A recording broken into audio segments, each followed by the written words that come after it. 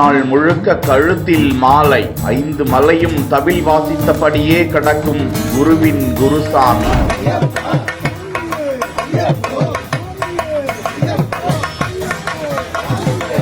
ஐயப்பனின் நாமத்தை தொழுது கொண்டே இருந்தால் வாழ்வில் இன்பம், எங்கே துன்பம் என ஐயப்பனை நாடி தேடி ஓடிக்கொண்டிருக்கும் இந்த தவில் சாமிக்கு சக பக்தர்கள் கொடுக்கும் பாதுகாப்பை பார்த்தீங்களா?